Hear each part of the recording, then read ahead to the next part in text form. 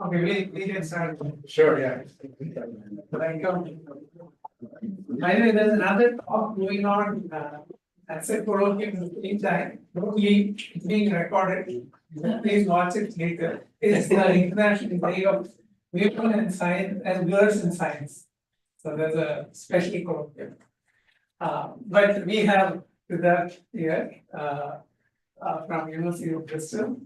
Sidharth received a B.Tech IIT Bombay, not very far from here, and I share that he was a frequent visitor here. Early he visited while he was a student, and then he visited us several times later. He received his PhD from CalTech, and after spending some time at MIT, he became a member of faculty at CUHK, and he spent many years, and recently moved to Bristol. So that he's a professor of information and coding theory, and that really tells everything. So he is broad interests all over information theory, coding theory, most notably in network coding, group testing, which we are going to hear about today, and also adversarial channels, and covert communication. But so that's. Oh, you really did memorize that short by heart. No, I mean, I know your work, so there's no effort. Thank you for the invitation. Thanks for being a wonderful host. Hi, Bar, because I'm very absent-minded. So, but now I have a model to model it on if you ever come to visit. Which, by the way, I'm going to ambush you with the first few slides of. So this thing over here. Informed AI, I was telling some of you, I have both the blessing and the curse of now being the figurehead for some large grant called, which is a hub for information theory in AI, right? Whatever that means. So, but we can host guests, we can host visitors, students, and so on. So let me give you a few buzzwords to think about. If we can tempt you towards Bristol, right, or whatever. Basically large-scale distributed systems, think stock markets, grids, blah, blah, blah. And of course, information theories. I'm sorry, these are the stock slides I used to, talk about our hub every time. I don't need to sell information theory here. But generally speaking, people are working on trustworthiness, network topology impacts, different incentive systems, different sorts of heterogeneous systems with different sorts of goals. How do you make everything work in large scale systems? Many colleagues here work on things with related themes. So I thought I'd flash this slide, right? A bunch of people, bunch of universities, and you may recognize some people here. Ganesh in particular is involved in that too. I know he's been a visitor here. Some other information theorists, Yanis Fontianis, Dennis Gundur, Ollie Johnson. So if any of these are people of interest, we can host you. It'd be lovely to have you. Okay, that's my spiel. I'm sorry for the ambush. That's it. Let's move on to the actual content of today's talk. Yeah. So this is basically a bunch of different talks stitched together.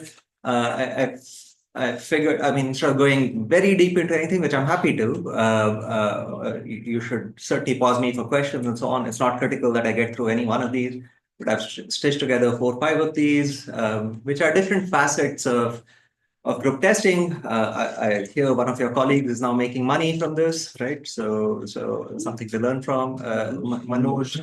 Manoj is apparently running a company in Bangalore. So anyway, these are different sort of flavors of group testing. And like any good problem, and talking to some of you, right, there are sometimes clean problems which are simple to describe, but which have unexpected depth and so on. That's how I view group testing. It's sort of the simplest non-linear sort of estimation problem with many interesting aspects that come out. And I think, therefore, I just find it like a nice model in itself and it has applications. So firstly, just some basic background. What is group testing? Well, there's a bunch of people, some of them have a disease. We want to figure out who has a disease. And what can we do? We can pool together samples, right? Especially for the students here, I'll go a little bit slow if other people don't mind. So you can pool together samples instead of testing people individually. Imagine a purely hypothetical scenario where there's a global pandemic and nobody has enough tests, right? So this has clear advantages because now if you pool together a bunch of people and the test comes out negative, hopefully you can trust that test, and now you suddenly reduce the number of tests needed, right? So so what's known, so for instance, there are, let's say you have a bound on the number of diseased individuals, D, which is, let's say, much less than N. Hopefully that's the scenario. The number of diseased individuals is indeed much less than the population.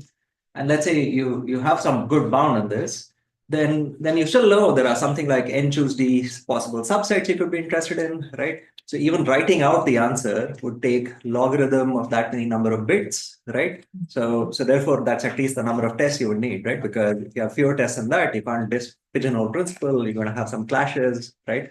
And even if you allow some epsilon probability of error, even then you'll need at least this many tests, roughly. So, Stirling's approximation, log of n choose d behaves like d log n over d, roughly speaking, or if d is much less than, and basically think d log n, right? That's the right scaling for the problem. So, and there are different flavors. These could be adaptive or non-adaptive. So, adaptive would mean you do a test, you look at the outcomes, then you do the next test, and so on. And that's a more natural thing that comes to mind, but it comes at a cost. It comes at the cost of, if you have to do things sequentially, well, things are slower because maybe these tests take a day or two to run, right? And then by the time you figure out, well, people are in dire straits, right? So therefore, you may want to do things non-adaptively in parallel. But then, of course, that's more challenging, right, to design, because how do you design these things? And there are indeed open questions over there, right?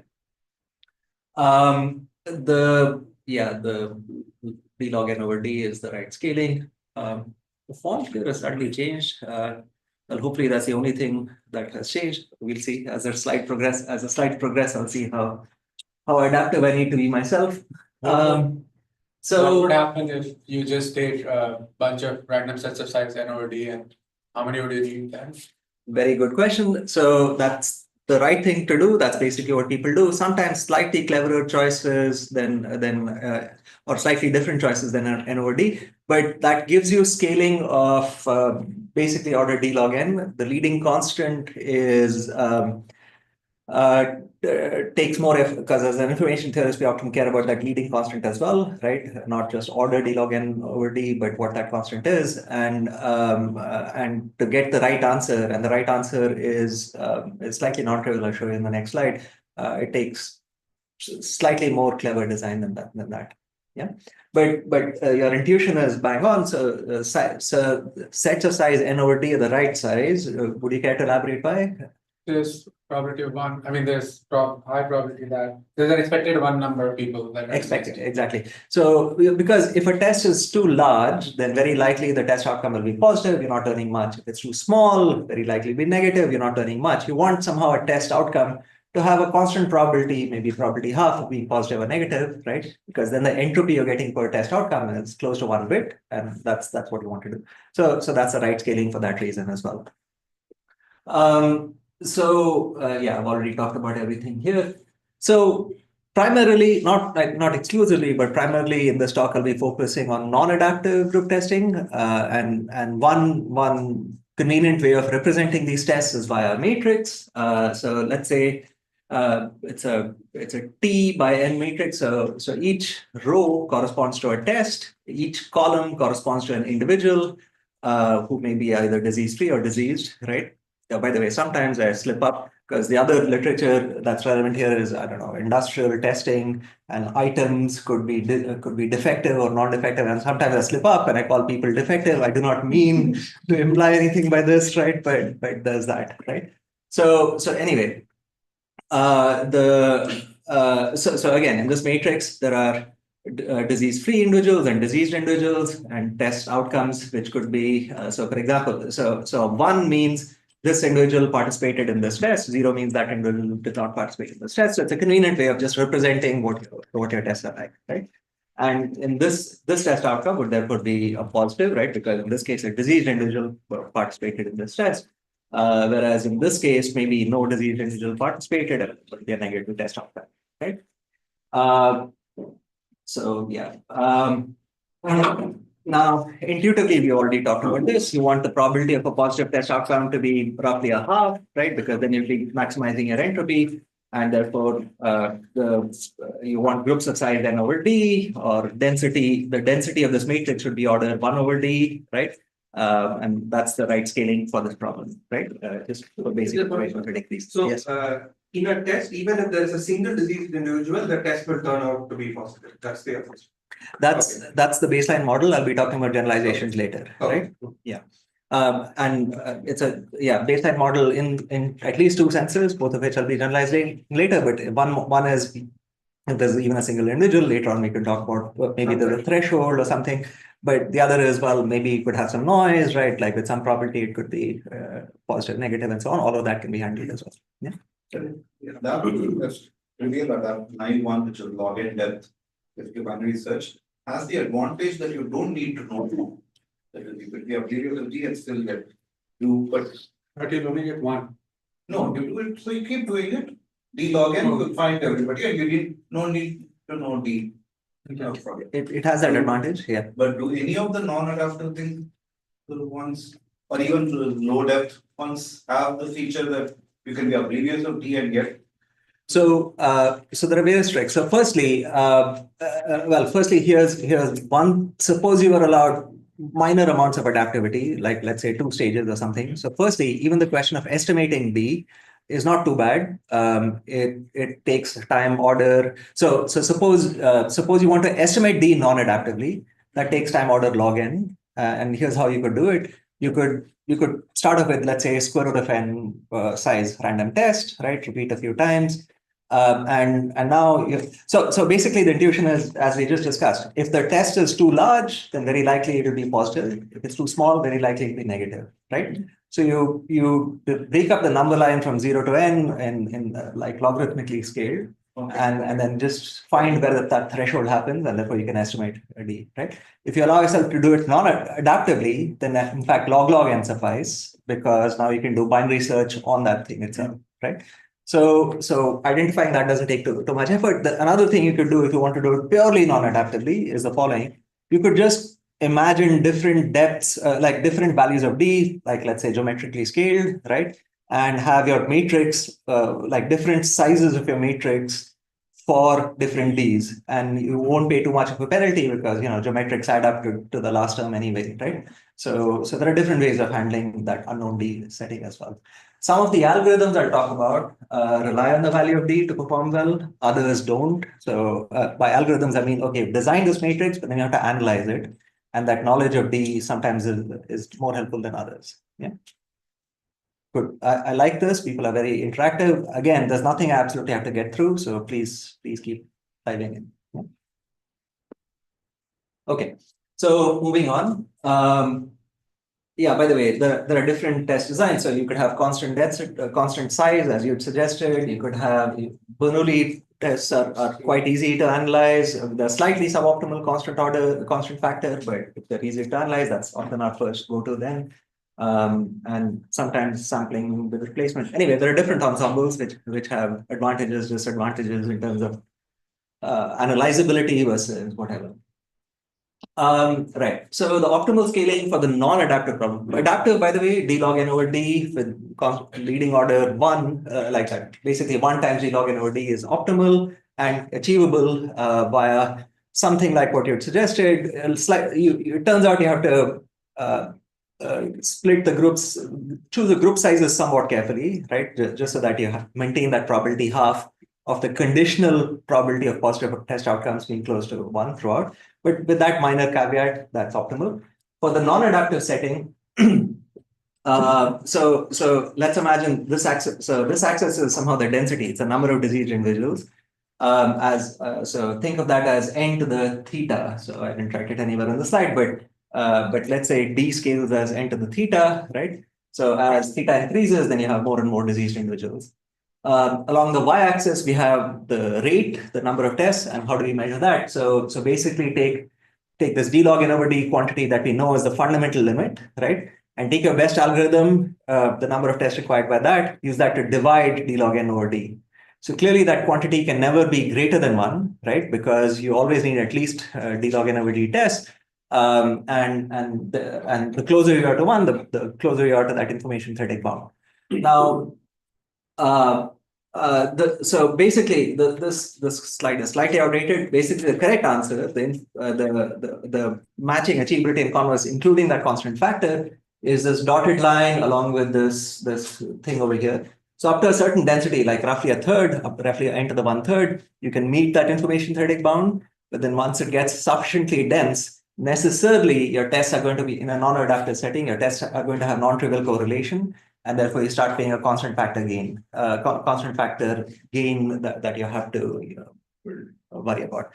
Since you're mostly a computer scientist, you probably don't care, except in the regime where it's really quite dense. Like a constant fraction of your population is diseased, let's say, even if it's a very small fraction, like 1 in a million, if you demand your probability of reconstruction error goes to 0 as some function of n, then in fact, there's nothing better than testing individually, right? If you want a guarantee that is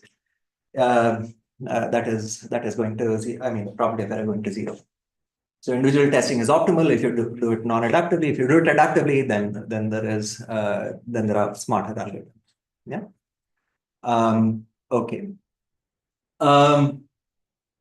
Yeah. So 3D decoding rule. Yeah. Okay. So here's sort of a simple algorithm that will pop up in a variety of flavors throughout. So one sort of decoding rule you could use is let's say the blue on can I move this thing around? Minus button. Yeah, you just okay. click on the minus. Okay, good. You probably would have to click on the slide once more. The focus would be on. I see. Okay, good. Let me move this up a bit and then, oops. Okay, and yeah. So let's say this column over here is a set of test outcomes. So blue is my shorthand for positive test outcome. White or unshaded is negative test outcome. So if an individual only participates in tests which have a positive test outcome, then maybe a decoding rule is just guess that this person is diseased, right? He could be, right? Because the complement is, well, if this person ever participates in a test which has a negative test outcome, well, then by our assumption of no noise in our test outcomes, then this person is disease free, right? So let's just use a greedy testing rule, and this already has fairly good performance, right? Coupled with, for example, your proposed test design, random tests of a certain size. So diseased unless proven otherwise, right? That's our decoding rule. So the analysis is really not that bad. So you can estimate the fraction of negative. So the fraction of expected fraction of negative test outcomes would be something like, so if you have some constant times d log n over d number of tests, then the fraction of and let's say a column density is alpha log n over d, you can compute the expected fraction of negative test outcomes. So therefore the expected fraction of positive test outcomes. And yeah, the formatting is messed up a bit. I apologize. So then just by sort of a union bound type argument, like for every diseased individual and every non-diseased individual, you can bound from above the probability of a false identification. Because with this decoding rule, you will never misidentify a disease-free individual, right? Sorry, you'll never misidentify a diseased individual. The diseased individual will always only participate in a positive test outcome. But you'll misidentify possibly disease-free individuals because they could somehow be covered masked by other individuals, and that this union bound covers that. So with some, it's really just algebra. You can convince yourself there are constants you can choose and make the whole thing work, right? So this is the situation where every entry is chosen independently, just to ensure that the density is what you exactly. Okay. Yeah. So and think so. So I just wanted to show just as a proof concept. This is not the optimal thing to do. Like to hit that curve, you have to use more node, whatever. But a fairly simple analysis, right? You could imagine doing this to an undergrad in a slide or two. Shows that yeah, with that simple test design and a simple decoding rule, you can get close to constant factor optimal. Right? Okay, good. Is it something about the test itself, or is it something about the analysis? Suppose I go over all sets and see which one of them satisfy the test. It's not efficient, but would it give me the right set? Very good. It turns out, so you have to do something like that, but something even a little bit cleverer. So what I'm skipping over, not talking about work by Scarlett et al., there's something called the information density decoder.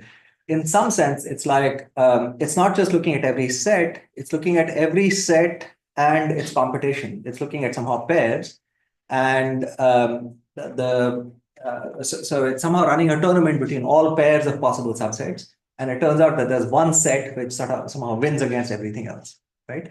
What that algorithm is basically doing is it's looking at, so it has a candidate subset, and that candidate subset should be typical, but all of its subsets should also be typical. Like if you look at any subset of individuals there and the corresponding subsets of tests they participate in, then you would expect that to behave somehow in a typical manner, and you can concentrate that and so on. So that's somehow more refined analysis. This is relatively recent, like, I don't know, 10 years ago, right? That turns out to be optimal. I mean, that was the algorithm, then the optimality of that was proven more recently. There are efficient algorithms that get to that behavior as well, but they rely on a more sophisticated design with carefully chosen overlaps and so on. Like, and these something like what's it called? The coding theory. I'm sorry. Superposition codes. Not superposition codes. These like these overlapping subs. It's I'm sorry. Designs. These are all designed. No, I mean it was just before polar codes. There's this like you have small subsets and then the wave keep. I'm sorry. Turbo codes was 90. I'm sorry, I'm sort of teasing all of you, and it's just on the tip of my mind. It's I'll remember and then I'll tell you what it is, right? Okay, fine. So that was the baseline. That was the baseline model, right? Okay, so now I'll get to talk about my fancy stuff, right? So these are little tricks you can do, and again, these are a bunch of talks stitched together. So again, I'm happy to skip over any of these, and I probably will have to because I've been too greedy and tried to smoosh everything into this talk, right?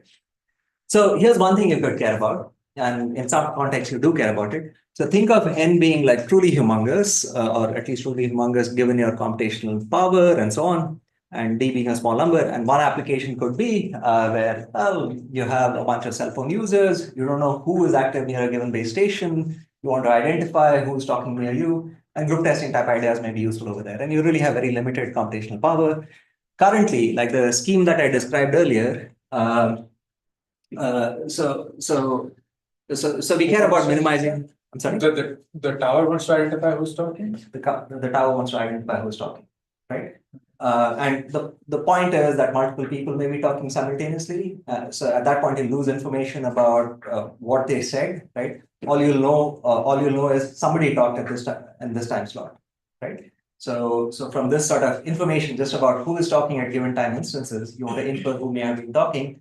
Given that different individuals would have pre-assigned like individual number 331, like let's just imagine the binary representation 331 would talk in those time slots, right? Yeah. So that's one sort of vague motivation as to why you may be interested here. You want to do it with the minimum number of tests, and this analogs minimum number of time slots, but also minimizing the decoding complexity, minimizing the computation that a tower would have to do, right?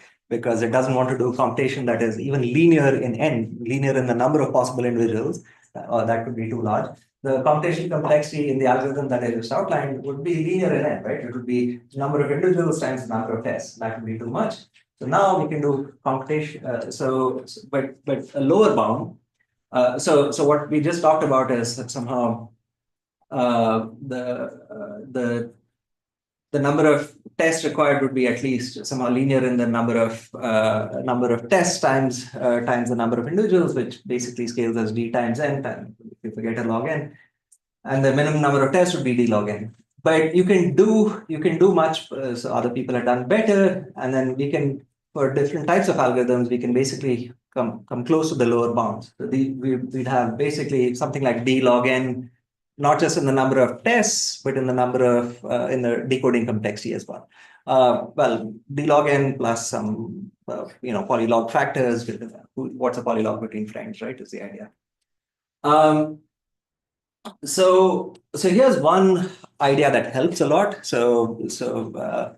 We use something that we call grotesque testing, and I apologize, as maybe you saw from the abstract, I like silly acronyms. So here, grotesque stands for group testing, quick and efficient, right? So it's also like a funky statue. So anyway, so what is a grotesque test? So suppose someone gives you a subset of your whole population, right? A carefully chosen subset or a subset of the right size and so on.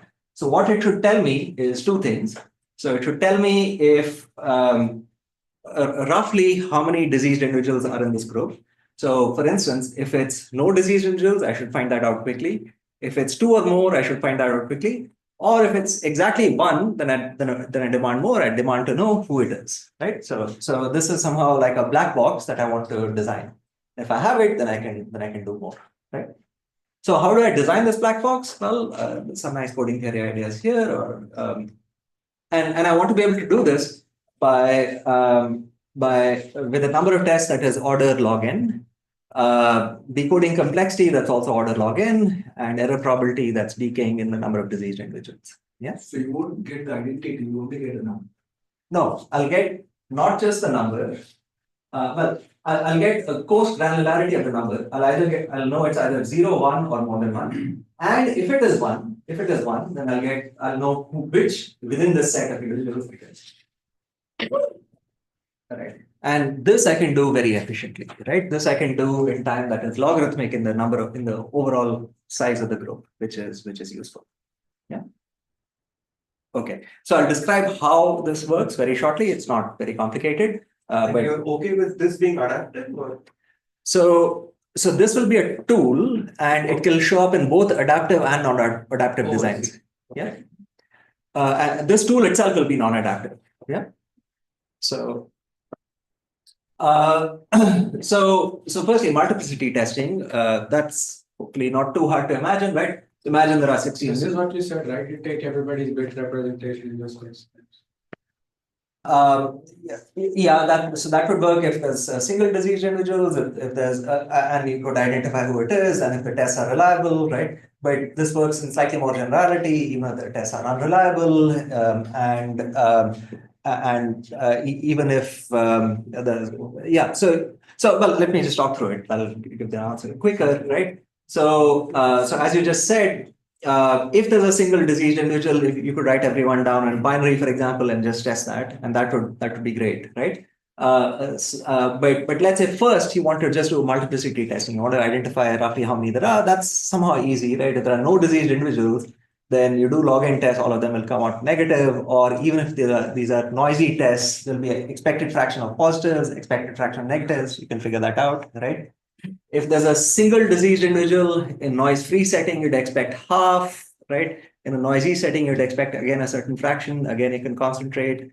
And if there are two, now you'd expect, for example, 3/4 and so on. So multiplicity testing is not too bad, right? Just statistics really will tell you the right answer, right? And concentration and all of that. Okay, so now you're multiplicity testing, and if it's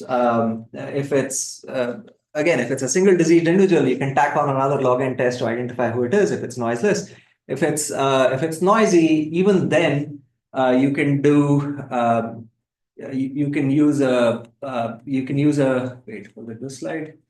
You can use expander codes. So you can use the columns of your test matrix over there could be code words of an expander code. If you don't know what those are or whatever, you haven't really worked with them, that's fine. But basically, it's an error correcting code, right? And if your test outcome vector looks close to a code word, then you decode to the corresponding the corresponding code word, and that will give you the identity of the individual. If it's far away, then well, it'll be close to at least whichever individual it is, because you already guaranteed there's a single diseased individual, right? So that's the basic idea for this tool. Okay, so now we have a tool, and now we can use it in a variety of contexts to speed up our things. Right. So for instance, so one thing that will be useful will be, okay, so this is a tool for a small subset of a population. How do we do it now? The trick is just to partition it in the right way, right? So one thing you could do is, so just partition it into a random grid. And if a partition of the right size, like if a subset is of the right size n over d, then hopefully at least a constant fraction of those subsets will have a single diseased individual. You will be able to identify them and then move on, right? So if you were doing it adaptively, so firstly, let's look at adaptively. So first you just partition the space, a constant fraction of the time, you'll get the correct diseased individuals. Now you've identified some subset. So now remove those sub partitions away. And the next time around, hopefully you'll get at least half of the remaining, right? Maybe the first time around, you got half of the diseased individuals, some constant fraction of the diseased individuals. Next time around, a half of the remaining ones again, and so on, right? So geometrically scaling this, you'll be able to, in order d log n tests, be able to figure out all the diseased individuals. But now remember, each of your tests is really quite efficient as well, right? So you're gained in your complexity as well, right? So adaptively, this works well. Yeah, I won't belabor the point too much. But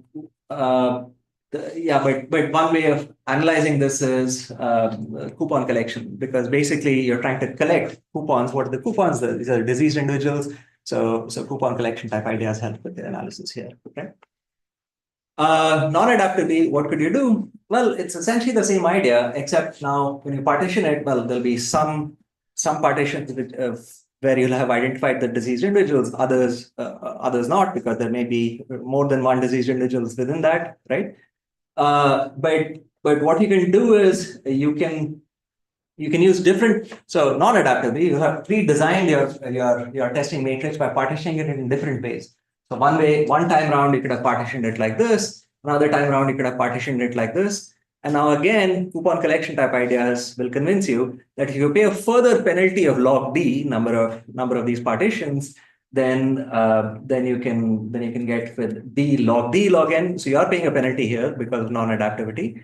But then with the similar complexity, you can decode it as well, right? And then if you have two-stage adaptive, again, I won't belabor the point too much, but now birthday paradox, all our favorite little tools that we teach in our courses, right? They show up over here. Again, an example of why I like the problem so much.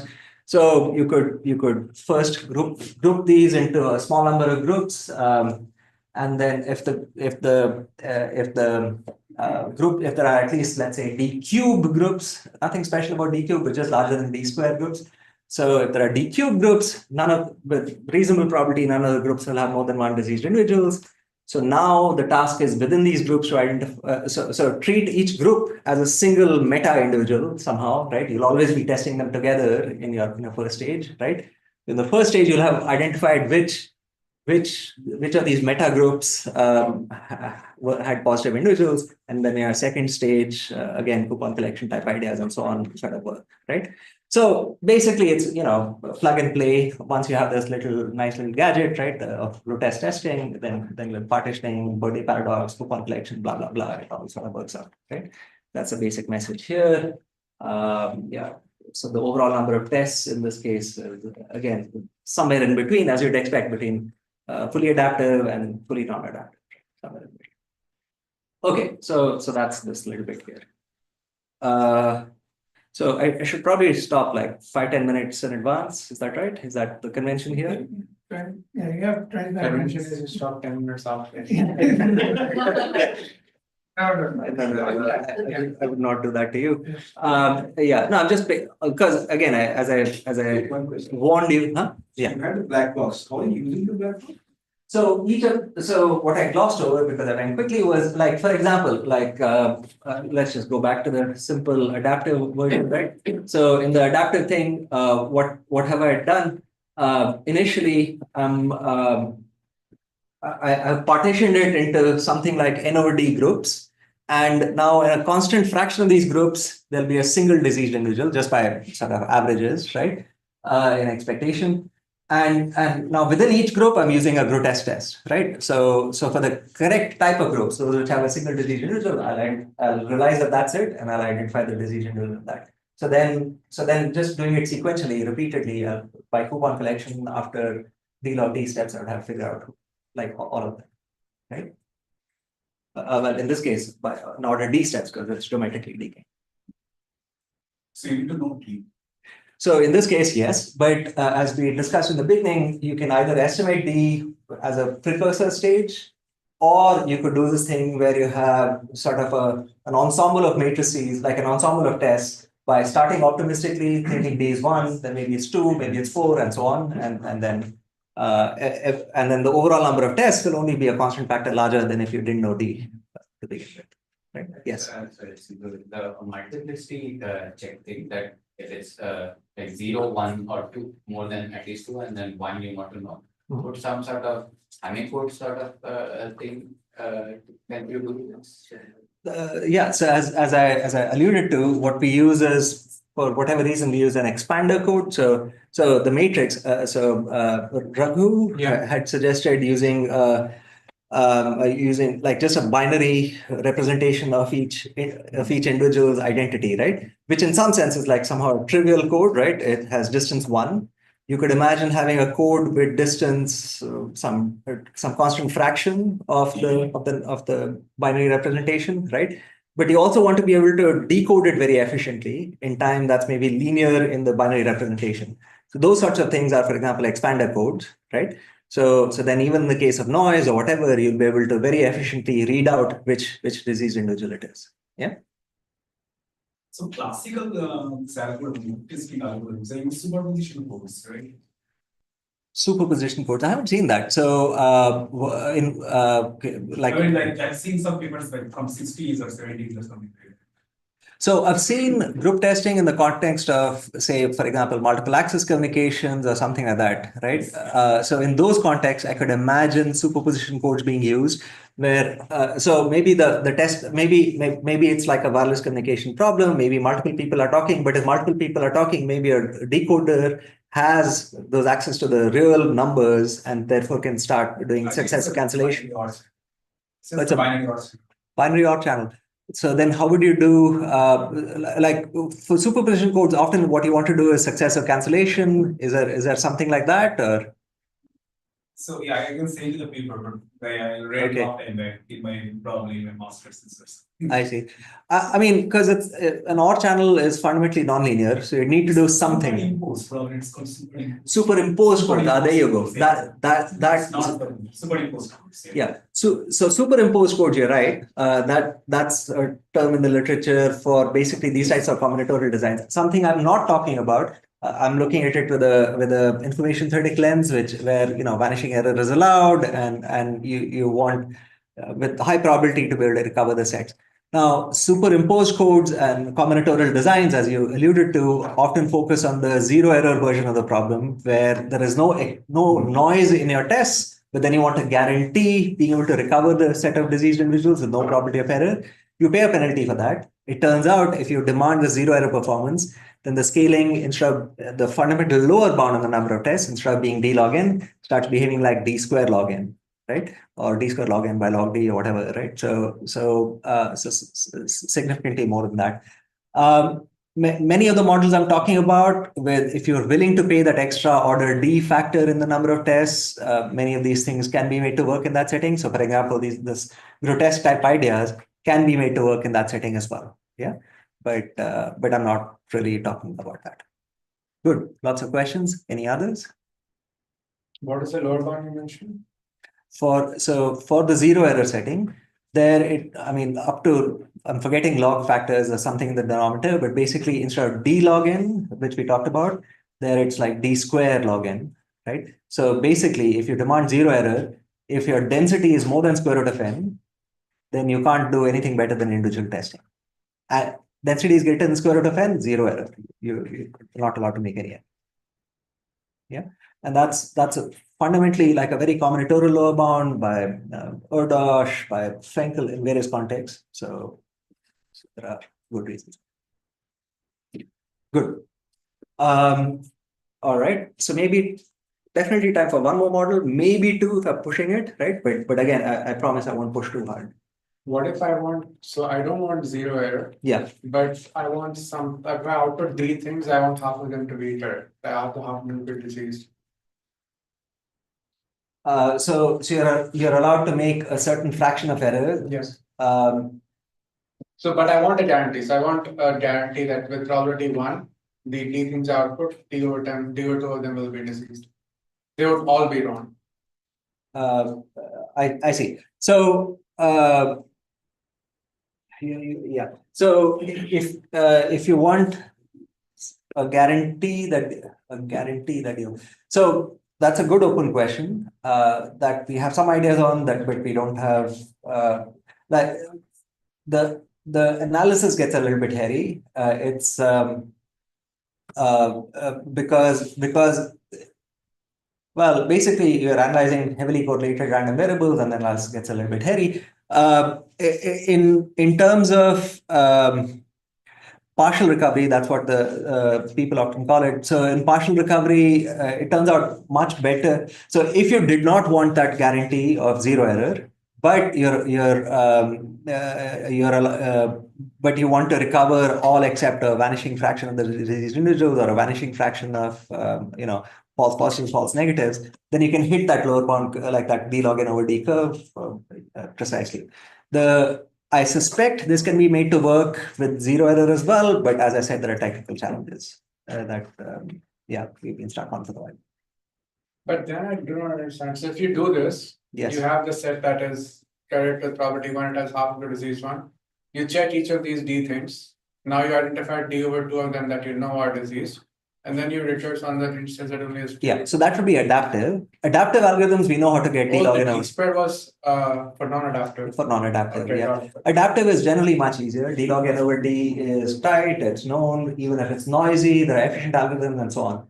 For the non-adaptive version, that's, things are tricky. Yeah, I missed the non-adaptive. Yeah. Good. Anything else? Okay. Moving on, what's the next on the menu? I forget. Right, constraint test. So you can probably also see different slides, different people involved, different, like design aesthetics, different notation, unfortunately, confusingly, because I couldn't be bothered changing, LaTeX, embedded code, blah, blah. But I apologize, is what I'm saying here, right?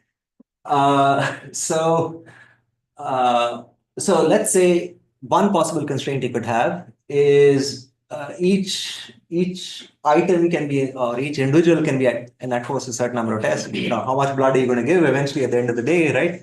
So there's maybe that sort of a constraint, or you could have a different constraint. Each test can have at most a certain number of individuals in it, like maybe your test apparatus can't handle too large a mixture or something, right?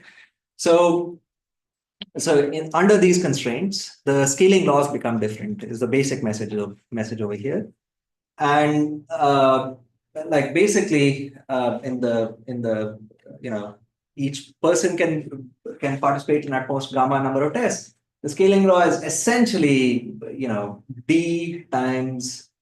So basically d times n to the 1 over gamma. Like forget the other things over here. So for example, if gamma is 2, if each person can only be tested twice, then the fundamental bound is basically square root of n rather than d log n over dv, right? So that's a different scaling law. And so this is in the gamma. So you can do it with this many tests, and there are randomized deterministic algorithms. In the row divisibility test, again, there's a n over row type of thing over here, right? So both of these show up. Where do these bounds basically come from?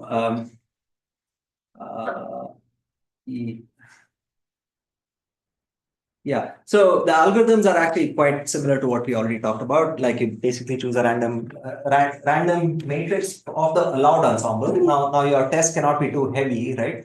So you have to restrict your ensemble, but then with that, the random designs are basically similar analysis. I won't go over them very much, just a union bound, like calculate the probability of misidentifying a diseased individual, union bound, blah, blah, blah. So it's very similar. There are also deterministic designs, which are very nice and geometric. So for example, in the two diseased individual case, right? Or let's say a single diseased individual, let's just use that as an example, single diseased individual, but every individual can only participate in two tests. You could imagine just arranging the individuals in a square, right? Testing each column, testing each row, right? And then with 2 square root of n tests, you would have identified the single diseased individual because he would be the intersection of the 2 positive test outcomes, right?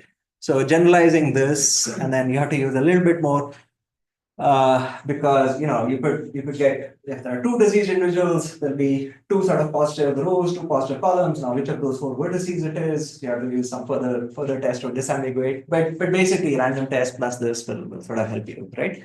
So a little bit more is needed, but it can be made to work, right? So even if you want deterministic designs, then those can be made to work. So those are. Now the lower bounds, they basically come about because of your constraints. So how do these lower bounds really go? Like essentially, okay. So firstly, you could have so for example, if the total number of items tested, this is moved around so much, even I find this hard to read. It's at most gamma n. Yeah. So total number of So each item is tested at most gamma times. So the total number of items tested overall is gamma n, right? So now we'll just define tests which are light, which have fewer than the expected amount, significantly fewer than the expected amount, heavy if they're significantly more than the expected amount. So now with this decomposition, then the usual information theoretic argument goes by like looking at the entropy of your test outcomes. And now because you're in expectation, at least a certain number of your tests have to be, a certain fraction have to be light, and the entropy from those light tests is going to be not too much. Even the highlights are in the wrong places. I apologize. But intuitively, if your tests are somehow light, then you can't get very close at all to getting 1 bit of entropy per test outcome, right? Because you're just testing a small subset of individuals. Probability of a positive test outcome is small. Therefore, entropy per test outcome is small, and that intuition is really what drives the larger number of tests, right? Okay, so I apologize. I'll leave it at that. One quick other model, right? Okay, and then I'll just flash past the last model, and then we'll be there. So this generalization is okay. So suppose now instead of the classical setting, what if you have noise? But that noise could depend on the number of diseased individuals as well. So let's say the x-axis is in your group, the number of diseased individuals is your x-axis, and depending on that, you have probability of a positive test outcome, right? So, and this maybe is a reasonable model for actual reality, right? And by the way, there are similar ideas used if along the x-axis, if instead of the number of diseased individuals, it's a fraction of diseased individuals. The scaling laws behave differently in these two settings. The latter is much harder, right? But and that's newer work, which is just been published. But anyway, like in these two models, where the probability of a positive test outcome is some function of the number or density of diseased individuals, that's the model we are interested in.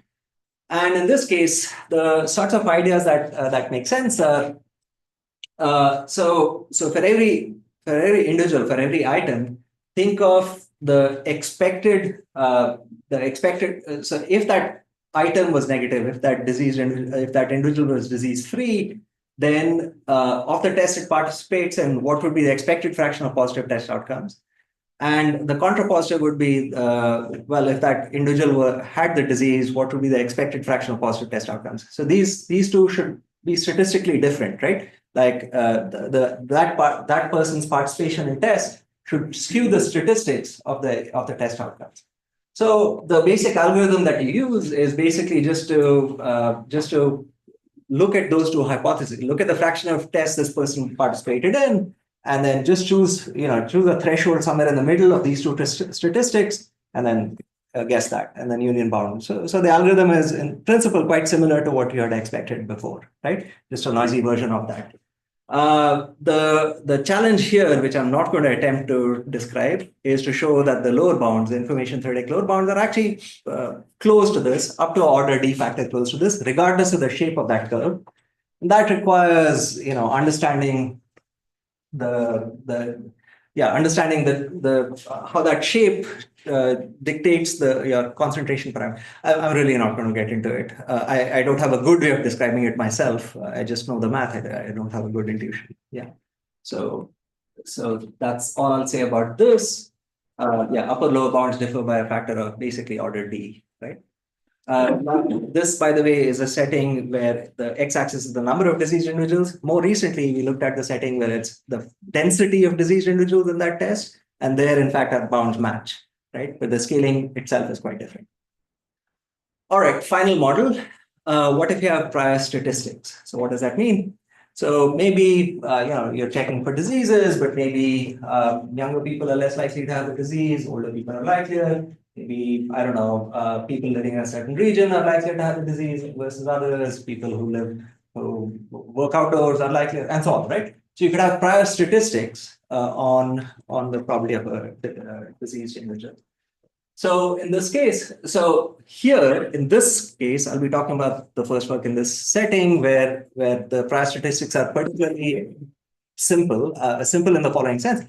So for every individual, you have a prior probability of the probability of test of diseasedness, but these are independent, right? And clearly that's not a very general model. You could imagine correlations between these and so on, which we did not cover here, but follow-on work fairly recent, a year or two ago, basically handle a much more general setting, arbitrary distributions over 2 to the n possible atoms, right? Look at all 2 to the n subsets. For every subset, a certain property assigned to that subset being the set of diseased individuals, right? So the ideas I'm describing here can be generalized to that domain as well, right? It's built upon this one.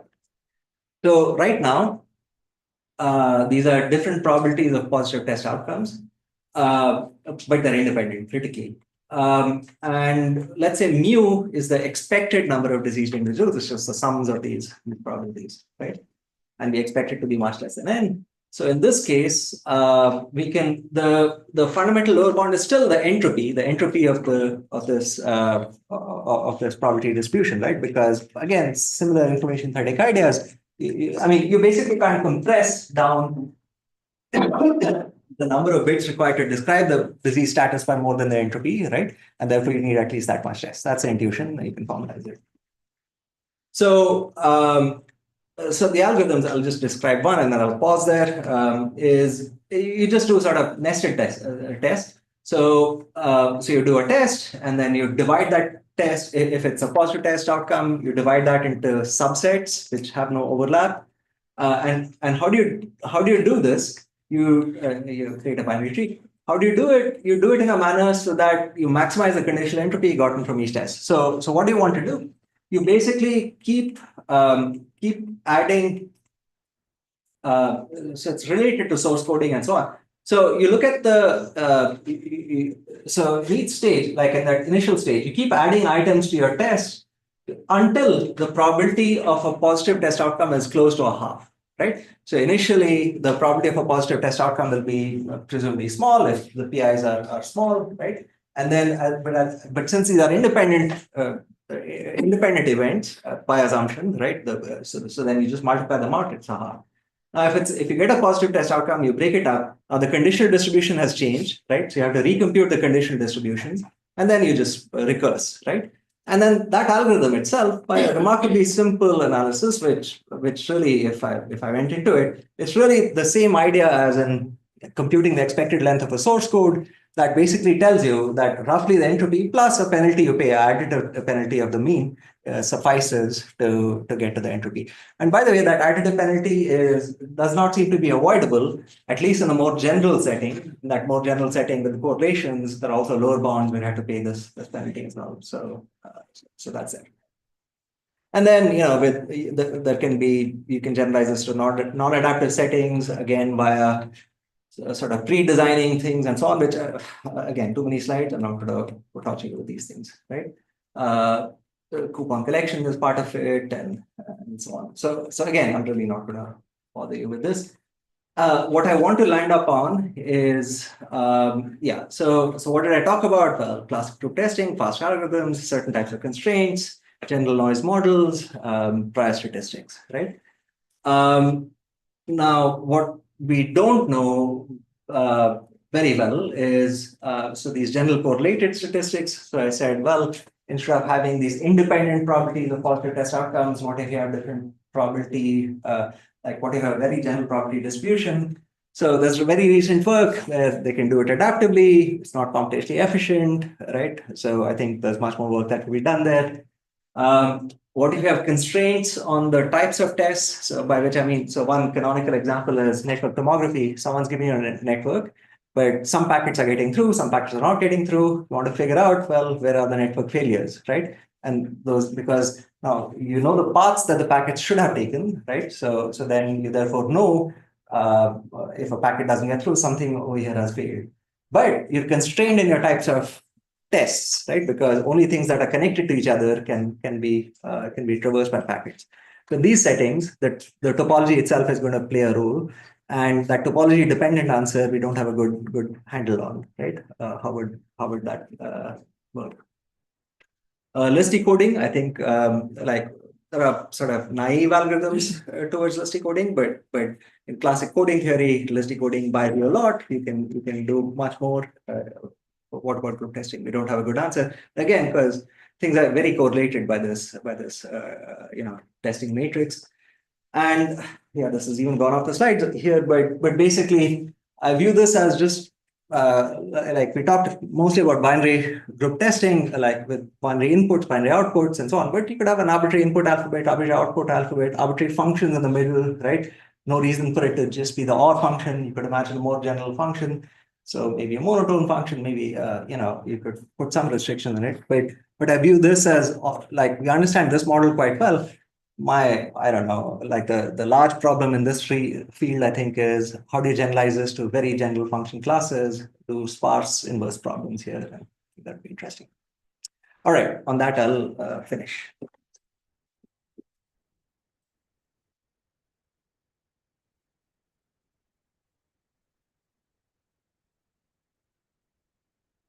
Questions?